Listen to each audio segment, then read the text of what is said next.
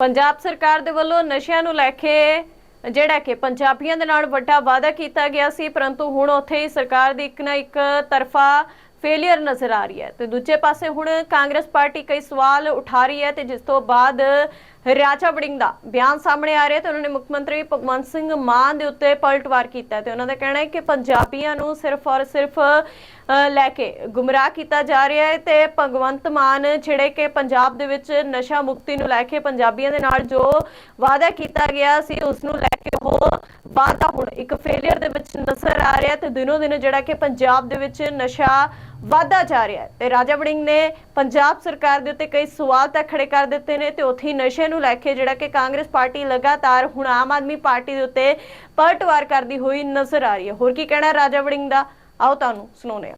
मुकम्मल तौर पर इस महीने की 31 तारीख को हमने पंजाब से नशा खत्म कर दिया है। वास्तवता ये है इस पंजाब की कि पंजाब में नशा बहुत चरम सीमा पर है। पुलिस कुछ नहीं कर रही क्योंकि पुलिस की चौकियों में वही 4-4 मुलाजम हैं, कुछ नहीं कर रहे। लेकिन हमारे पंजाब के गांव के लोगों ने अपनी अपनी कमेटियां बना रखी हैं, जिसके तहत जिस गांव में आया हूं इसमें भी जो हमारे सूबेदार फौजी रिटायर्ड हुए हैं जिनकी टांग खत्म कर दी गई, तोड़ दी गई दोनों टांगें, वो भी उस कमेटी के एक एक्टिव मेंबर थे। और लखवीर सिंह जी जिनके मैं घर आया हूं, जिन्होंने पोस्टर लगाए थे कि मेरा गांव बिकाऊ है, जिसके माध्यम से ये गांव चर्चा में आया और ये इंसिडेंट चर्चा में आया। उन्होंने कहा कि हमने 2 महीने पहले एक बात कही थी कि हमारे गांव में इस प्रकार के शरारती लोग हैं जो नशा बेचते हैं और हमें धमकाते हैं, लेकिन पुलिस ने कोई कार्रवाई नहीं की। जो नया एसएचओ आया उसको लाइन हाजिर कर दिया गया। इन्होंने उनको भी बताया, उल्टा एसएचओ नशा के खिलाफ जो कमेटियां बनी उनको धमका रहा है, इनको धमकाया कि तुम मीडिया में कैसे आए। कहा जो मुख्यमंत्री का जो दबाव है कि नशा तो खत्म कर दिया, अगर मीडिया में आएगी बात तो फिर नुकसान होगा, बड़ी बात बनेगी, मेरे ऊपर बात आएगी। अकाउंटेबिलिटी फिक्स की गई है एसएसपी की, डीजीपी द्वारा और नीचे एसएचओ की।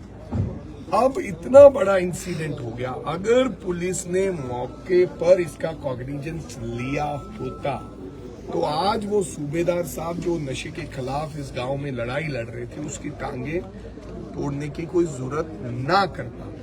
पुलिस वही पंजाब पुलिस के काम होने के बाद आ जाती। अब टांगे टूट गई, टांग तो आएगी नहीं, उसकी टांग खत्म हो गई। लखबीर सिंह को अपना डर पड़ा है कि अगर उसको घर में आकर उसकी टांगे तोड़ दी तो इनकी भी कल को कोई तोड़ देगा। पंजाब का होगा क्या? यहां से एक आदेश, एक मैसेज भी जाता है कि भाई अगर कोई अकला देगा तो उसकी टांगे तोड़ दी जाएगी। शर्म आनी चाहिए पंजाब की पुलिस को और पंजाब की सरकार को। एक फौजी हमारा जेरे इलाज वहां पर पड़ा हुआ है, उसका कोई पता लेने नहीं गया। बच्चे को नौकरी देनी चाहिए, ऐसे बच्चे को जो बच्चे अपने पहले तो उन्होंने बॉर्डर पे लड़ाई लड़ी और अब गांव में लड़ाई लड़ रहे हैं। तो ऐसे लोगों को हिफाजत किसने करना है? पंजाब की गवर्नमेंट ने। कानून व्यवस्था बिल्कुल फेल है, किसी का कोई डर नहीं है।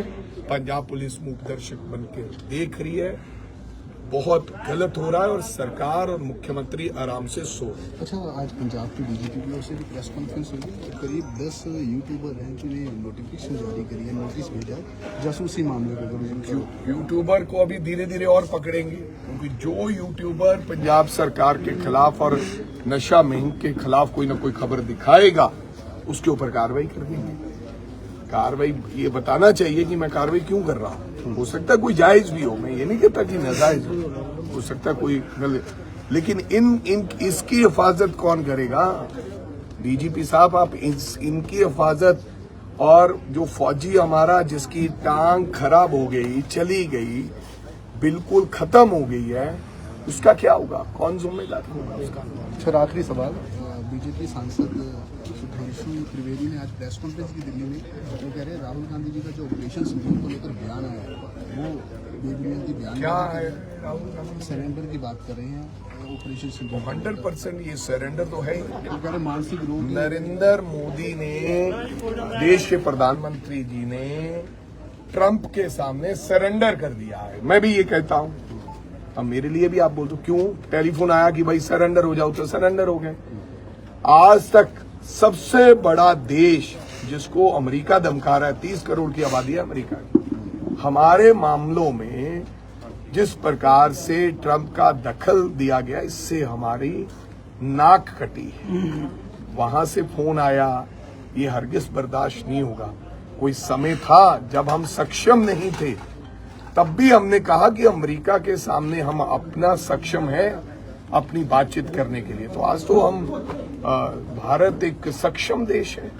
आज हमें तीसरा कोई देश हमें संदेश दे वो हाँ अमेरिका हम कोई राय दे हम मानेंगे, लेकिन अमेरिका हमें को ये कहे कि युद्ध बंद कर दो और घुटने टेक दो, ऐसा नहीं।